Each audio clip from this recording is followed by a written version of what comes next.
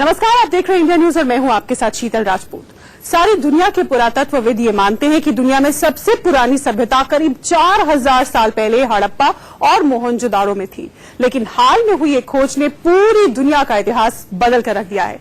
दरअसल हरियाणा के हिसार में हुई खुदाई में पता चला है कि मोहनजोदाड़ो और हड़प्पा से पहले भी हरियाणा में सभ्य इंसानी सभ्यता मौजूद थी। आखिर कौन थे वो? क्या ये महाभारत का सबसे बड़ा सबूत है? आइए देखते हैं एक्सक्लूसिव रिपोर्ट।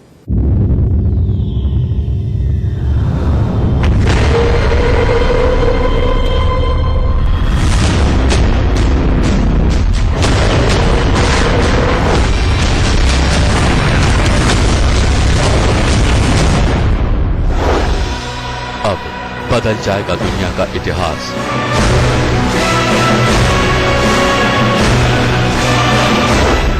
मिल गई मोहनजोदाड़ो से भी पुरानी सभ्यता।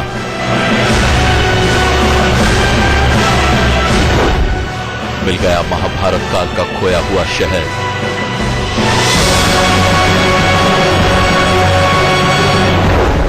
कुरुक्षेत्र के पास मिला महाभारत का पक्का सबूत।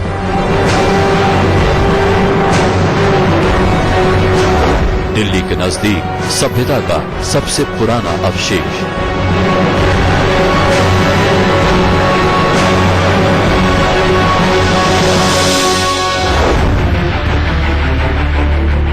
महाभारत रामायण के बाद एक ऐसी कथा जिसमें आज से करीब 4000 साल पहले लोगों के रहन सहन और सभ्यता का पूरा विवरण मिलता है।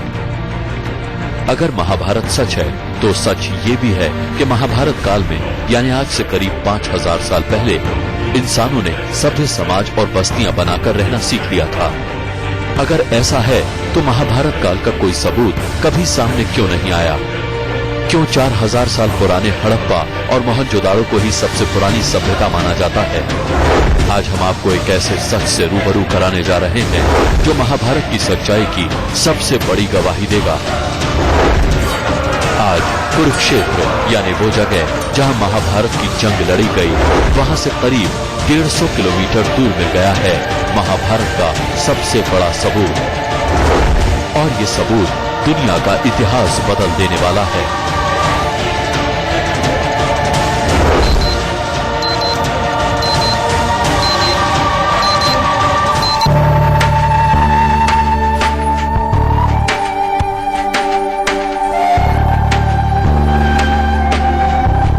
दिल्ली से महज 175 किलोमीटर दूर है हरियाणा के हिसार जिले में बसा ये राखीगढ़ी गांव। बेहद आम सा दिखने वाला ये गांव महाभारत की गवाही देकर पूरी दुनिया का इतिहास बदलने के लिए तैयार है। अभी तक दुनिया के इतिहास में पाकिस्तान में स्थित मोहनजोदाड़ो को हड़प्पा सभ्यता का सबसे पुराना केंद्र माना जाता है। लेकिन राखीगढ़ी की सभ्यता मोहनजोदाड़ो से भी पुरानी और बड़ी है। दरअसल राखीगढ़ी में हड़प्पा सभ्यता का काल 5000 से 5500 ईसा पूर्व का माना जा रहा है। वहीं मोहनजोदाड़ो में ये काल 4000 ईसा पूर्व का माना जा रहा था। ये जो मेरे पीछे आप इलाका पूरा देख रहे हैं, ये राखीगढ़ी का इलाका है और 550 हेक्टेयर में फैला हुआ है। कुल 7 टीलों में छिपे इस इलाके में बहुत कुछ ऐसा दबा है जो प्राचीन भारत की समृद्धि को सामने उजागर करके रख देगा। पुरातत्व विभाग की खुदाई में जो बातें सामने आईं, वो हिंदुस्तान का सीना पूरी दुनिया में गर्व से चौड़ा करती हैं। साथ ही महाभारत की ऐतिहासिकता पर भी मोहर लगाती हैं। राखीगढ़ी सभ्यता का काल 5000 से 5500 ईसा पूर्व है, जबकि मोहनजोदाड़ो में पाई गई सभ्यता का काल 4000 ईसा पूर्व माना जाता है। इसके अलावा मोहनजोदाड़ो साइट का एरिया करीब 300 हेक्टेयर है, जबकि राखीगढ़ी का ये एरिया 550 हेक्टेयर से ज्यादा है।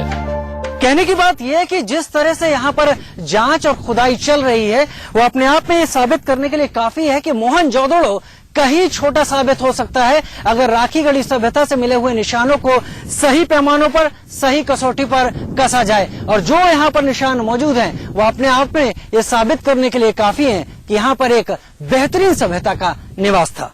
मोहनजोदाड़ो से ये राखीगढ़ी कितना अलग है? मोहनजोदड़ो से तो राखीगढ़ी बहुत ज्यादा अलग है, क्यों मोहनजोदड़ो में तो सिर्फ मैच्योर काल के अवशेष मिले हैं और यहाँ अर्ली के भी मिले हैं। अर्ली के अवशेष मिलने का मतलब ये दर्शाता है कि जैसे यहाँ आबादी बढ़ती गई और ये लोग नदी के सहारे आगे आगे बढ़ते गए। इस तरह बसते बसते वो लोग मोहनजोदड़ो तक पहुंच गए। तो अर्ली के अवशेष मिले हैं, मैच्योर के मिले हैं और लेट के मिले हैं। सिर्फ मोहनजोदड़ो में हड़प्पा के मिले हैं। जब हम छोटे बच्चे थे किताबों में पढ़ते थे वो तो 21 हेक्टेयर में है मोहनजोदड़ो, और हड़प्पा 21 हेक्टेयर में है, वो 23 हेक्टेयर में है। तो राखीगढ़ी का जब आर्कियोलॉजी सर्वे ऑफ इंडिया ने सर्वे किया तो 224 हेक्टेयर में इसके अवशेष मिले थे, और इसके किले की बहुत मजबूत दीवार मिली थी, नदी के अवशेष हैं। तो इतनी बड़ी पुरानी सभ्यता के अवशेष मिलना आज से लगभग 5,500 से 6,000 साल पहले, ये बहुत बड़े प्रशासनिक केंद्र को दर्शाता है।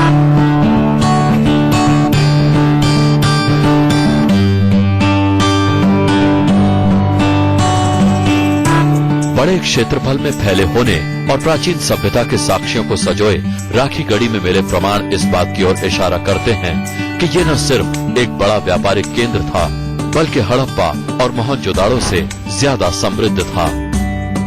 साक्ष्यों के मुताबिक राखीगढ़ी के व्यापारिक संबंध अफगानिस्तान, बलूचिस्तान, गुजरात और राजस्थान से थे। महाभारत में गांधारी और शकुनी का जिक्र है। वो दोनों अफगानिस्तान के कंधार से आए बताए जाते हैं, यानी राखीगढ़ी से हासिल सबूत महाभारत के इन दो किरदारों के वजूद के गवाह भी हैं। अब समझिए कि इस खोज का मतलब क्या है, कैसे ये खोज पूरी दुनिया का इतिहास बदल देगी। राखीगढ़ी अपने आप में हिंदुस्तान के लिए कई बड़ी खोजों को छिपाए है। राखीगढ़ी में गहनों के लिए धातुओं के इस्तेमाल करने का साक्ष्य मिलता है। धातु के प्रयोग का ये सबसे प्राचीन अवशेष होने का दावा किया जा रहा है। इसका मतलब ये होगा कि दुनिया को शून्य देने वाले भारत ने ही दुनिया को धातुओं का इस्तेमाल करना सिखाया।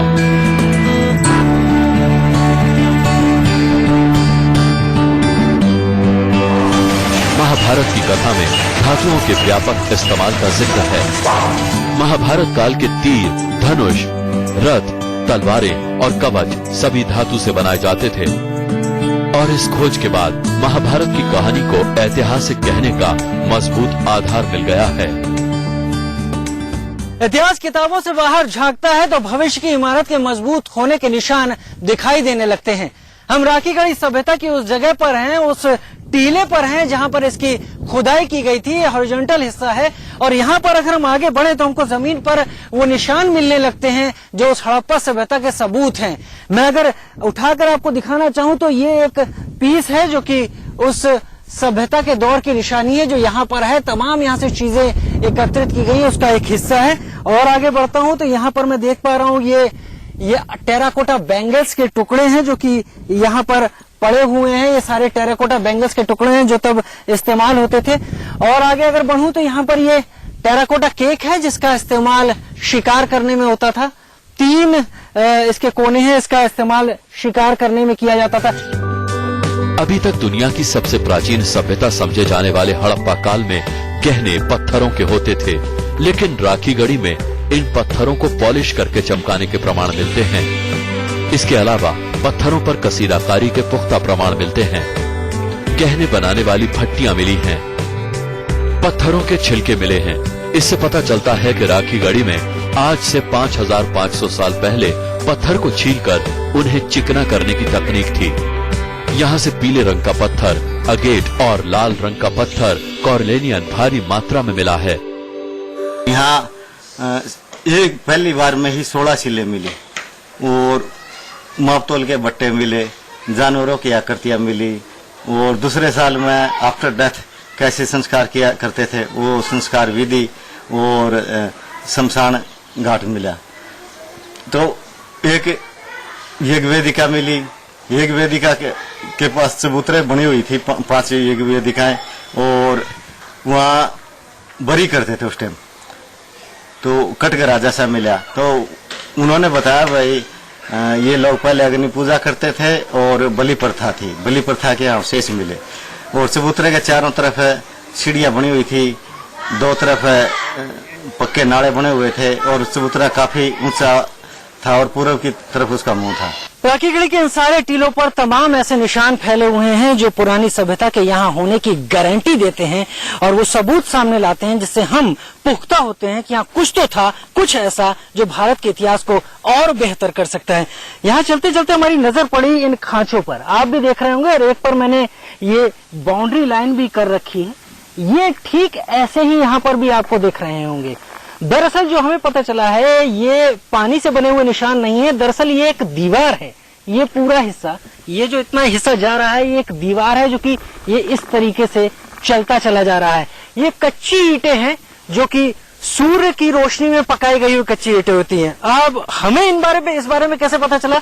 हमारे साथ इस वक्त यहाँ पर ख्याली हैं जो कि एग्रीकल्चर के स्टूडेंट भी हैं और यहाँ पर गाइड का काम भी करते हैं। जब जब यहाँ एक्सकेवेशन होता है, साल के 4 महीने खुदाई होती है, किस तरीके से इन ईंटों का आप जोड़ उस काल से साबित करेंगे? जितनी भी हड़प्पा कालीन साइटें आप देखेंगे पूरे विश्व में, उन सभी साइटों पर जो ईंटें मिली हैं उनका जो डायमेंशन है वो कांस्टेंट है, और जो राखीगढ़ी में ईंटें मिलती हैं उनका डायमेंशन भी उन्हीं हड़प्पा ईंटों के समान ही constant। यानी आपका कहना है कि मोहनजोदड़ो, कालीबंगा, लोथल, रोपड़, हर कहीं और राखीगढ़ी मिलाकर सब जगह ये साइज जो ईंटों का है, कच्ची ईंटें हैं, कच्ची सूरज की रोशनी में पकी हुई ईंटें। इन कच्ची सूर्य की पकी हुई ईंटों की रोशनी के साथ साथ जो भट्टी में पकी हुई ईंटें हैं उनका डायमेंशन भी 1/2/4 ही मिलता है। और एक्चुअली बात यह है कि जो ये कच्ची धूप में सुखाई गई ईंटें हैं, इनका यूज मकान के अंदरूनी हिस्से बनाने के लिए यूज किया जाता था, और इनसे बनी हुई जो दीवार थी वो चौड़ाई में काफी ज्यादा थी और साथ में ये वेंटिलेशन के रूप में काम करती थी। दूसरी बात यह कि जो भट्टी में पकाई हुई ईंटें हैं, उन ईंटों का प्रयोग जो मकान के बाहरी हिस्से हैं और वो हिस्से जहाँ से पानी गुजरता है उन हिस्सों के लिए यूज किया जाता था। जी, और यहाँ पर एक खास बात और आप बता रहे थे हमको कि यहाँ पर इस तरफ अगर बढ़ते जाएं तो हड्डियां काफी मिलती हैं, बोन्स काफी मिलती हैं। आखिर क्या उसका इतिहासकारों ने या पुरातत्वविदों ने कोई कारण बताया है? असल में जो हड़प्पा कालीन सभ्यता है उसके विनाश के लिए हमने कई अजम्पशंस बनाए हैं कि भाई हड़प्पा कालीन सभ्यता थी, वो इसका विनाश इस ढंग से हुआ, इस ढंग से हुआ। लेकिन राखीगढ़ी में जब हम आते हैं तो ये जो जगह है अभी आप जो देख रहे हैं आपके सामने, इस जगह को आर्कियोलॉजिस्ट का मानना है कि ये जगह उस सभ्यता का प्रवेश द्वार था, वो जो किला था, वो जो सिटी थी।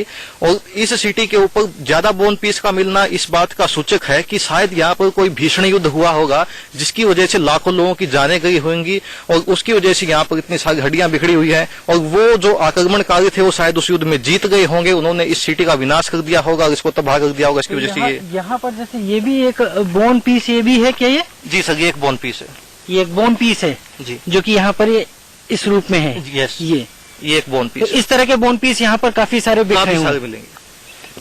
तो ये एक और राखीगढ़ी साइट पर एक और चीज है जो कि यहाँ का एक अलग पहलू सामने रखती है। तमाम तरह के मृत भांड, जिन्हें की बर्तनों का हिस्सा, टेराकोटा बैंगल्स, दूसरी और चीजें, टेराकोटा केक्स, बहुत कुछ यहाँ पर ऐसा मिला है जो साबित करने में समर्थ है कि यहाँ पर एक सभ्यता थी और उसका अस्तित्व अभी भी जमीन के नीचे है। उसका अच्छी तरीके से जो खुदाई चल रही है, उसके बाद तमाम प्रमाण, तमाम तथ्य सामने आएंगे तो सब कुछ जाहिर हो जाएगा। राखीगढ़ी की सभ्यता कितनी उन्नत थी, इसका सबूत खुदाई से सामने आया। खुदाई के दौरान मिले घर बेहद सुव्यवस्थित ढंग से बने थे, जिसके आधार पर विशेषज्ञ इस सभ्यता को बेहद उन्नत मान रहे हैं। नगरों को लेकर जो स्पष्ट प्रमाण राखीगढ़ी में मिले हैं, वो अब तक दुनिया की किसी भी प्राचीन सभ्यता में नहीं मिले हैं। यहाँ घरों को लेकर 4 चरणों का पूरा सीक्वेंस मिला है।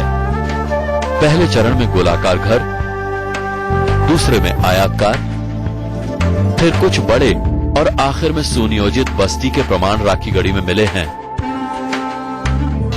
एक विशेष चीज और मिली RGR 1 पर, वो थी परिष्कृत भट्टी जो योनि आकार की थी। उसमें 3 चैम्बर बने हुए थे। तो 3 चैम्बरों का मतलब ये था कि वो विभिन्न तापक्रम पर विभिन्न प्रकार के बर्तन पकाते थे। और राखीगढ़ी में जो हड़प्पा काल के बर्तन मिले हैं, उनको अगर हम ठोकते हैं या जमीन पर ऐसे थोड़ा गिराते हैं तो मेटल जैसी साउंड आती है। तो ऐसा लगता है कि जैसे कोई मिट्टी का बर्तन मैं गिरने की बजाय कोई धातु जमीन पे गिरी है। राखीगढ़ी साइट की खोज हड़प्पा सभ्यता की एक बड़ी जगह की खोज है या फिर सरस्वती नदी जो कि लुप्त हो चुकी है उसकी खोज है। इसको लेकर एएसआई के पूर्व वरिष्ठ अधिकारी अमरेंद्र नाथ काफी कुछ स्पष्ट दिखते हैं। वो साफ कहते हैं कि सरस्वती नदी या उसकी सहायक नदी दृशदवती इसी इलाके से बहती थी, क्योंकि पुराने जमाने में और जिस दौर की हम बात कर रहे हैं तब सभ्यताएं अक्सर नदी के किनारे वास करती थी, नदी के किनारे फलती थी, फूलती थी और विकास में आगे बढ़ती थी, जिसके तमाम सबूत इस राखीगढ़ी सभ्यता की इस साइट पर मिल रहे हैं। राखीगढ़ी में मिले प्राचीन सभ्यता के साक्ष्यों के तार वेदों से भी जुड़ते हैं और बहुत मुमकिन है कि राखीगढ़ी से वेदों की सत्यता पूरी मजबूती के साथ स्थापित हो जाए। दुनिया की सभी प्राचीन सभ्यताएं किसी न किसी नदी के करीब बसी। हड़प्पा और मोहनजोदाड़ो को सिंधु घाटी सभ्यता इसीलिए कहते हैं क्योंकि ये सिंधु घाटी के तट पर पनपी। राखीगढ़ी की सभ्यता भी एक नदी के पास ही विकसित हुई।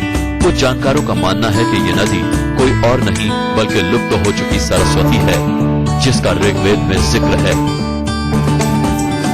पुरातत्व विभाग इस संभावना से इनकार नहीं करता कि राखीगढ़ी के पास सरस्वती या उसकी धारा दृशदवती भी हो सकती है, लेकिन ये तो तय है कि राखीगढ़ी की सभ्यता एक नदी के पास ही पनपी।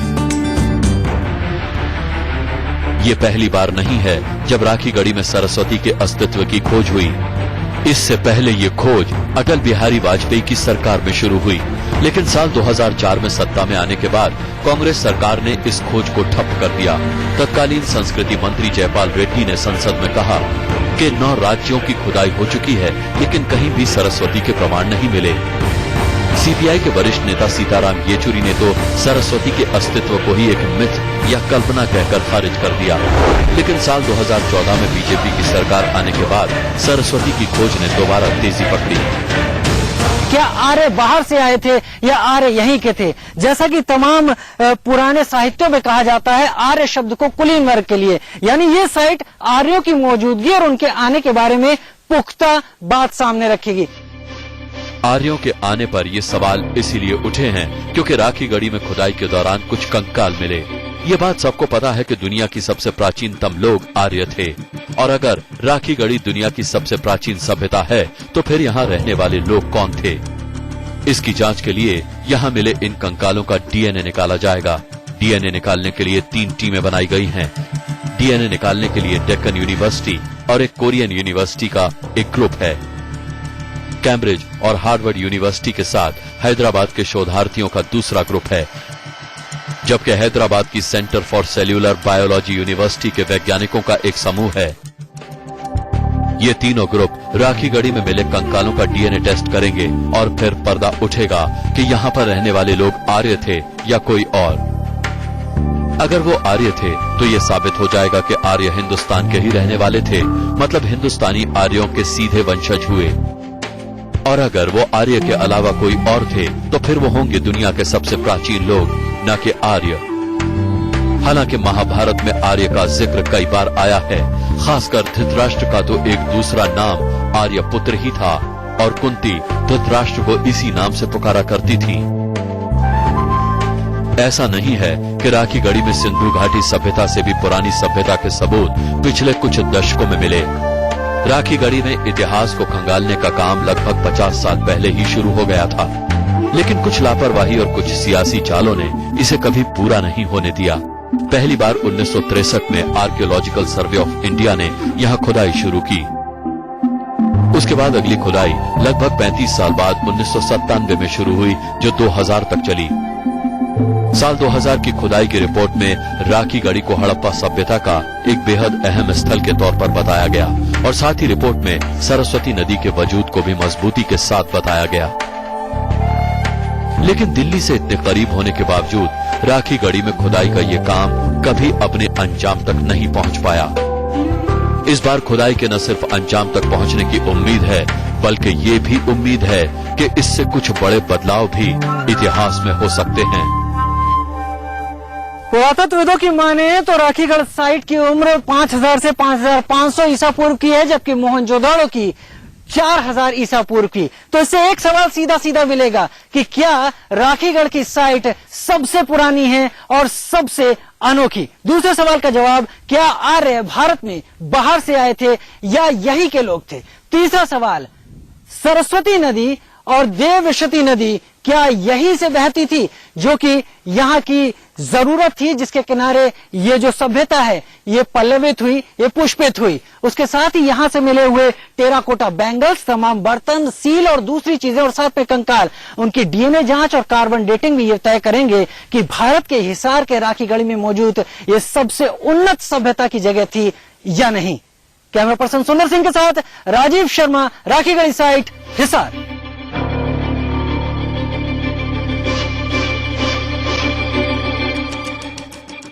एक्सक्लूसिव रिपोर्ट में आज के लिए बस इतना ही। अगले हफ्ते आपसे फिर मुलाकात होगी एक और एक्सक्लूसिव रिपोर्ट के साथ। तब तक के लिए नमस्कार।